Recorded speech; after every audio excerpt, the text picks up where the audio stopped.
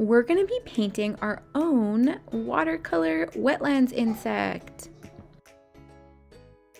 I am super excited because I love to draw and paint insects and birds and basically any type of drawing of animals or nature.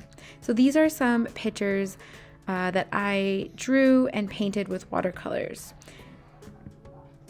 And here's another example. I just really love watercolors and using them to document nature. And I also have this book called Nature Anatomy by Julia Rothman, and she has some really nice paintings of insects in this book as well. So kind of drawing some inspiration from these for our watercolor insects. So why are we doing this? Well, we're continuing on with practicing our watercolor skills.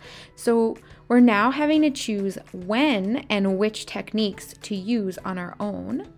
And we're going to continue using our artist eyes to draw natural forms. And it helps us to extend our learning in science class. So let's start drawing. So we're going to need our visual journal. In the video, I'm just using a piece of watercolor paper and I'm going to glue it into my visual journal. So you can do that too if you like. And then we're going to need a Sharpie marker. It's nice to have a fine point and an extra fine point if you have access to that. And you'll hear more about that later. A pencil and eraser. And also we're using this PDF that you see here on the screen of the different wetland invertebrates. And this is what we're going to be using as our reference image.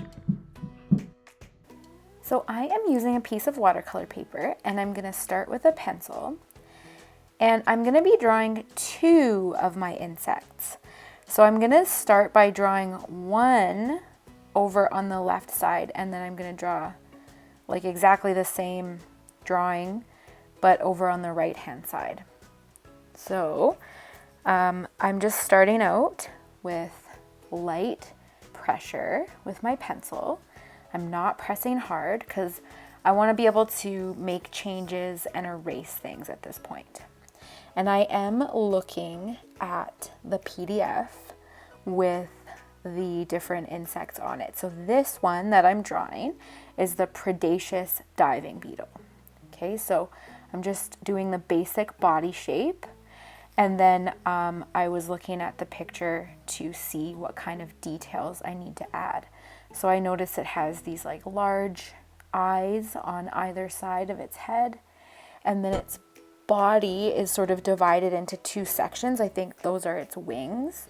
And so that's kind of what I'm drawing right now. So basically I'm looking super carefully and I'm noticing all the details, and I'm noticing sort of what shapes its body parts are, and I'm trying to do my best to copy that onto my paper. And remember, I'm using a light pressure so that I can always make changes if I want to.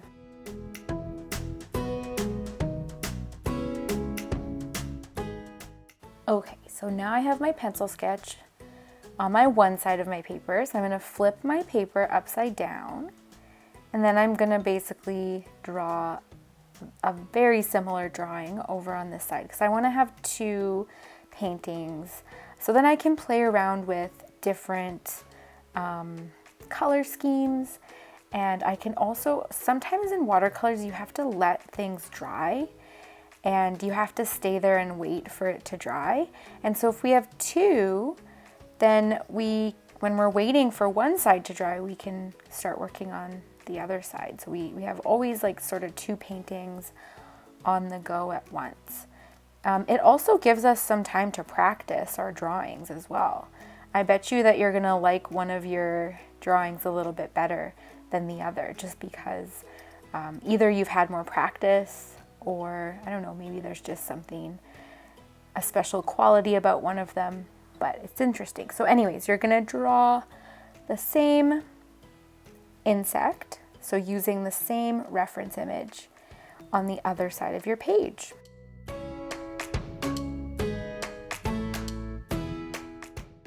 Okay, so I'm now going to go over my drawing with my Sharpie marker, and I'm actually going to use two different Sharpies. So I'm going to use the fine tip and the extra fine tip. Why is that, do you ask?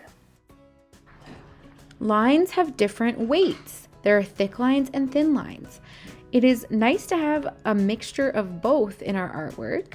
It makes it more interesting to look at, and we can also use the thick line and the thin line to describe certain forms that we're trying to draw.